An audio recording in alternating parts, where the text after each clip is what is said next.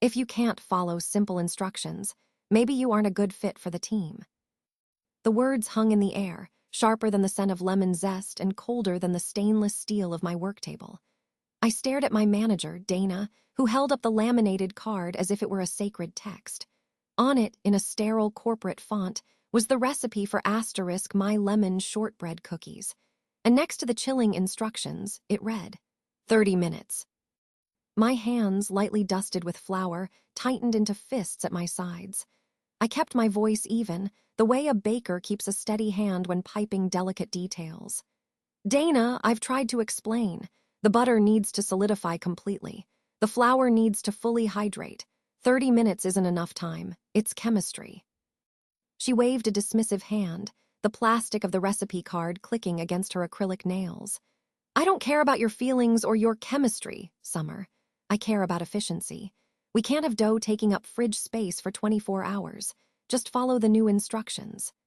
That's when she delivered her final, chilling line, threatening the one thing I held most dear.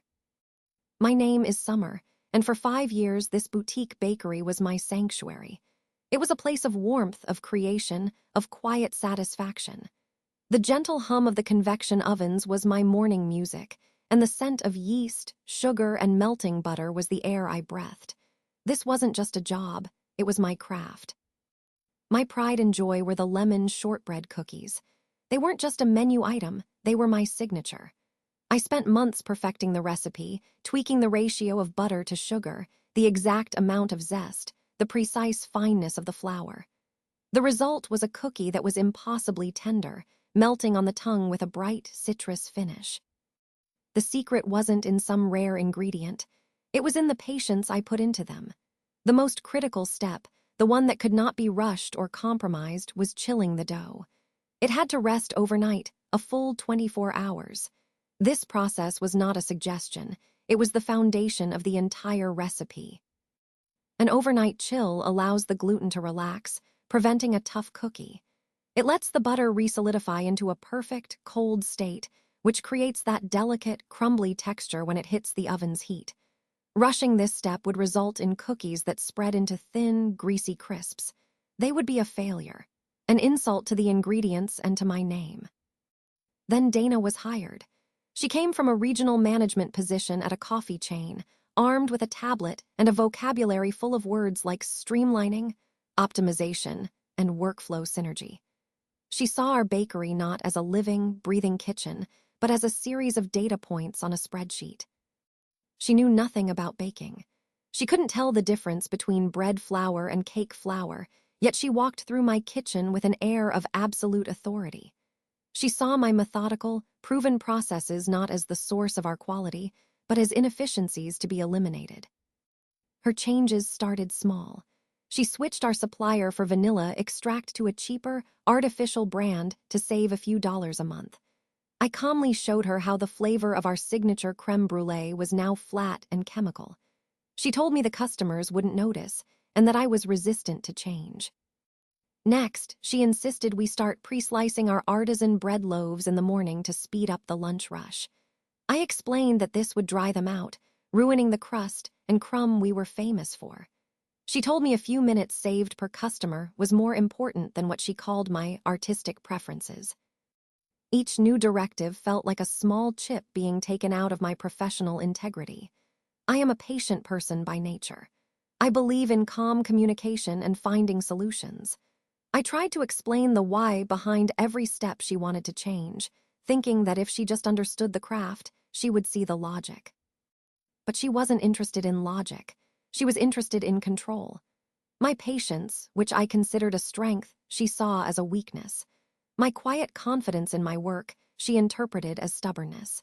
In her mind, I was just another employee who needed to be managed, and my expertise was an obstacle to her grand vision of efficiency.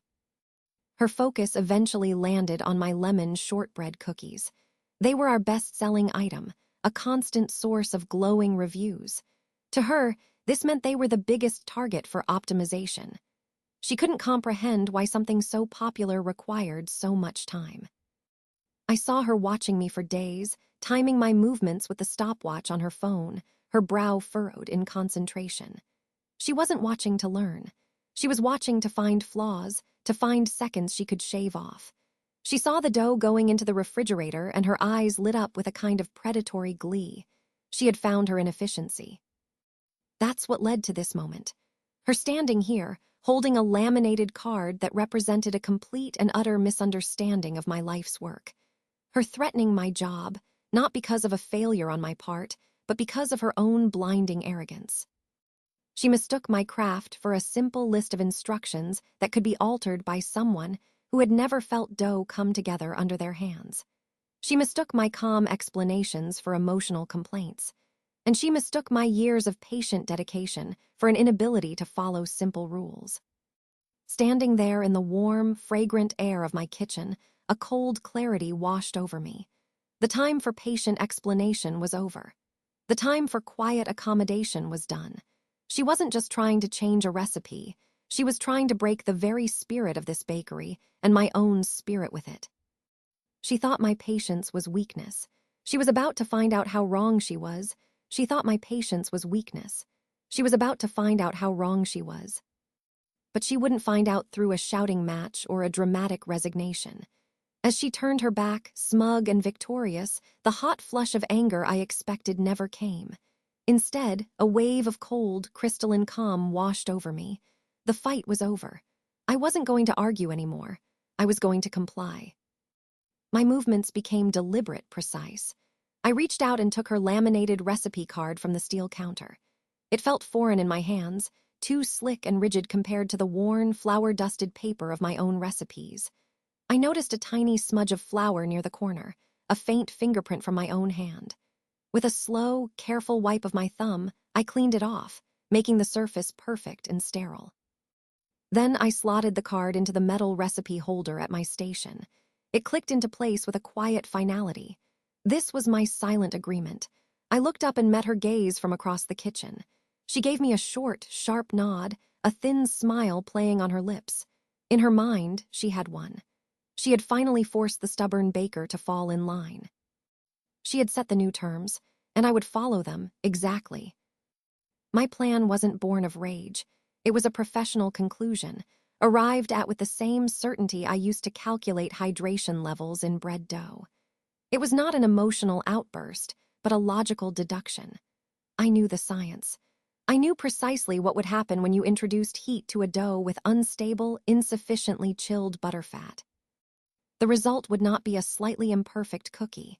It would be a culinary disaster. A puddle of greasy, browned sugar and flour with no structural integrity and a burnt, bitter taste. It would be a failure on every conceivable level. And this failure would not be mine. It would be hers, born from her recipe, her instructions, her unshakable arrogance. I spent the rest of the afternoon in a state of focused tranquility. I prepped my station for the next day, cleaning my tools, weighing out ingredients, my hands moving with an economy of motion that came from years of practice.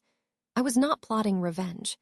I was preparing for an experiment where the hypothesis was Dana's, and I was simply the technician tasked with carrying it out. The universe, it seems, enjoys a bit of dramatic irony. The very next morning, Dana walked into the kitchen, holding her tablet like a scepter. She gathered the small team, her voice filled with a self-congratulatory importance that set my teeth on edge. "Team, I have some fantastic news," she announced. "I've just secured a major corporate order. The law firm of Sterling and Croft wants 300 lemon shortbread cookies for their client event this Friday." A few of the younger staff members looked impressed. 300 cookies was a huge order for a single item, a significant boost to our weekly sales. Dana beamed, soaking in their reactions. "This is exactly the kind of high-volume business I've been working to attract. It's a testament to our new, more efficient processes." She looked directly at me when she said that, a challenging glint in her eyes. She was handing me the stage, the spotlight, and the rope, all at once. This wouldn't be a small, easily hidden batch of a dozen failed cookies. This would be a massive, high-stakes order for an important client, a public demonstration. My heart didn't race. My hands didn't tremble. I simply nodded, my expression neutral. "I'll get started on the dough right away, Dana." Her smile widened. "Excellent, see everyone. This is what I'm talking about, teamwork, following the system.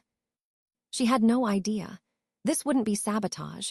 It would be a perfectly executed, meticulously documented lesson in cause and effect. I would follow her laminated card as if it were scripture. Every measurement would be exact. Every step would be performed with the utmost precision. My meticulous nature, the very quality she dismissed as inefficient, would now be the instrument of her downfall. My deep, practiced understanding of baking chemistry, the knowledge she scorned as mere feelings, was the weapon. And I was aiming it directly at her most vulnerable point, her profound, unshakable, and willful ignorance of the craft she claimed to be improving. I pulled out the bowls, the butter, the sugar, the flour. I measured the lemon zest, its bright, clean scent filling the air around my station. This was my sanctuary, and she had tried to desecrate it with spreadsheets and shortcuts. Now I would use the very soul of this place, the ingredients, the science, the process, to prove her wrong. I would give her exactly what she asked for, and it would be a beautiful, glorious, undeniable failure. I would give her exactly what she asked for, and it would be a beautiful, glorious, undeniable failure. That beautiful failure began promptly at 8 o'clock on Friday morning. The air in the kitchen was already thick with a palpable tension. Dana hovered near the main counter, a clipboard in hand, pretending to check inventory. But I could feel her eyes on me, watching my every move. She was not just a manager, she was a warden, ensuring her new edict was followed. I worked with a quiet, unhurried grace. My movements were the same as they were every other day, fluid, efficient, and born of long practice. I creamed the butter and sugar, the paddle of the stand mixer turning smoothly. I added the eggs one at a time. I zested the lemons, the bright, sharp fragrance of familiar comfort in the tense atmosphere. Everything was perfect. Everything was by the book, her book.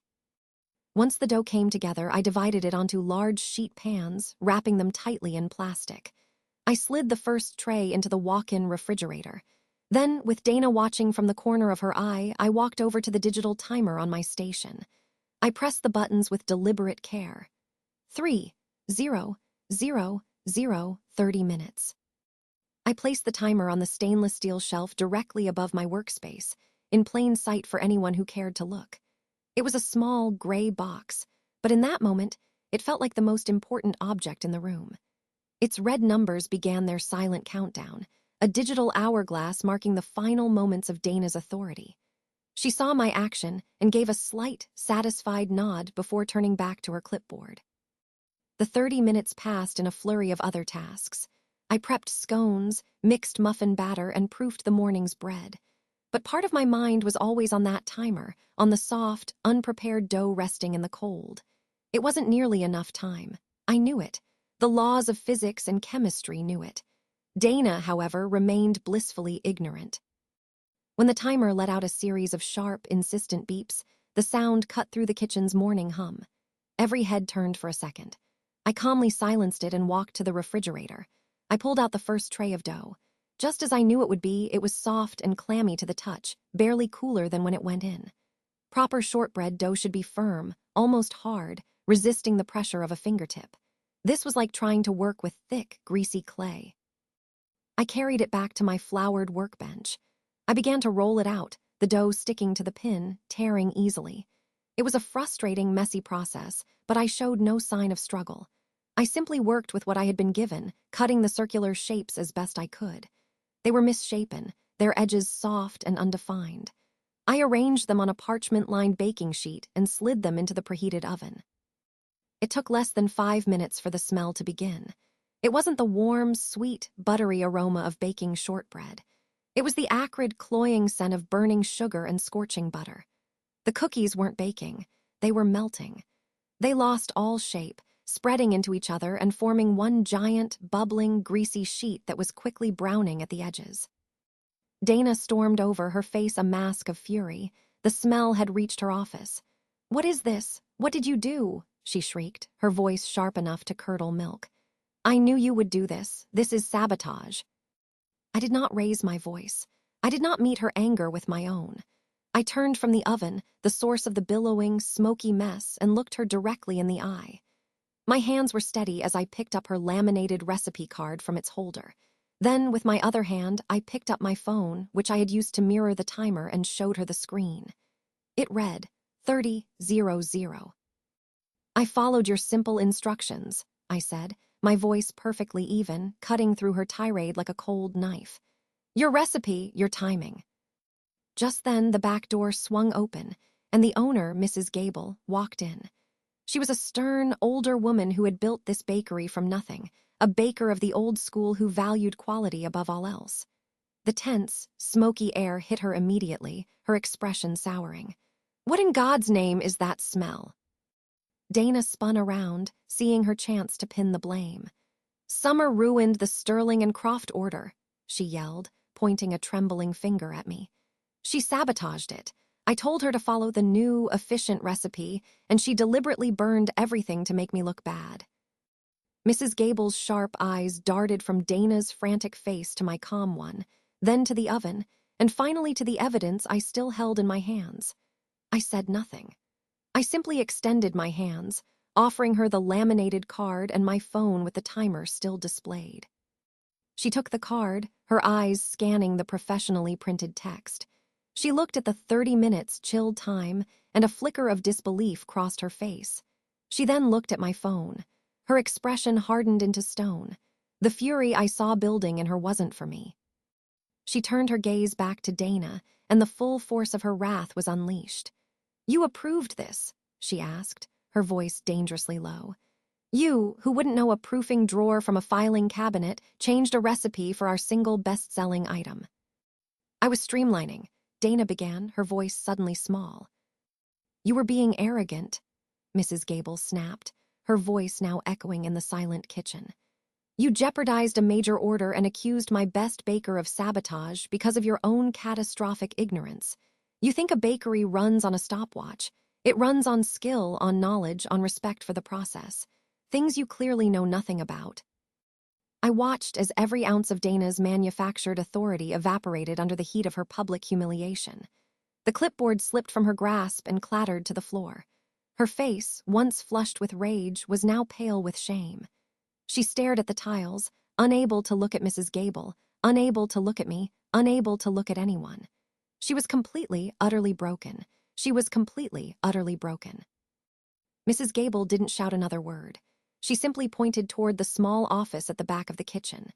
"Get your things, you're done here." There was no room for argument. The entire staff stood silent, watching as Dana, without making eye contact with anyone, turned and walked away. The only sounds were the soft scuff of her shoes on the tile and the distant, mocking beep of the smoke alarm finally being silenced. The smell of burnt sugar faded by the afternoon, but the oppressive tension Dana left behind lingered for a day or two. It was a strange, hollow silence at first. Then, slowly, it was replaced by something much better, the sound of a kitchen at peace. 6 months later, that peace is now the new normal. The frantic, anxious energy that used to hum under the surface is gone. It's been replaced by quiet collaboration, the murmur of shared advice between stations, and even the occasional burst of laughter. The air smells of yeast, chocolate, and citrus, the honest sense of creation, not of shortcuts. Dana is gone. I never saw her again after that morning. The official story that circulated was that she resigned for personal reasons, effective immediately. But we all knew the truth. She hadn't been fired in the traditional sense. Her manufactured authority had been incinerated in front of everyone, and there was nothing left of her to employ. In her absence, Mrs. Gable didn't hire a new manager with a tablet and a list of buzzwords. Instead, she started spending more time in the kitchen herself, not as a boss, but as a mentor. She trusted us, the people with flour on our hands and passion in our hearts, to manage our own workflow. She gave me more creative control, asking for my input on the seasonal menus and encouraging me to develop new recipes. My patience and meticulous nature were no longer seen as inefficiencies. They were recognized as assets, the very foundation of the quality our bakery was known for. It felt like my sanctuary had been returned to me, cleansed and restored. At my station, a new recipe card is on display in the metal holder. The slick, laminated card is a ghost of the past. This one is printed on thick, cream-colored cardstock, the bakery's logo embossed at the top. It reads, Summer's Lemon Shortbread Cookies. And below the familiar list of ingredients, the most important instruction has been rewritten. It now says, chill dough 2-4 hours or overnight for best results. It's such a small thing, just a few words on a card, but it's a symbol of a restored order. It isn't a rigid, ignorant command. It's a piece of professional advice, offering a practical minimum while still honoring the ideal method. It represents flexibility, knowledge, and most importantly, trust in the baker's judgment. Looking at that card, I realize what my quiet, deliberate demonstration was truly about. It was never about humiliating Dana or seeking some kind of petty revenge. An argument would have been forgotten, but a clear, undeniable result could not be ignored. It was about defending my work. It was a fight for the simple, fundamental principle that quality takes time, and that true expertise is worth more than any line on a spreadsheet. I didn't just get an apology or see a bad manager leave. I won back respect for my craft, and that, I've discovered, tastes sweeter than any cookie I have ever baked.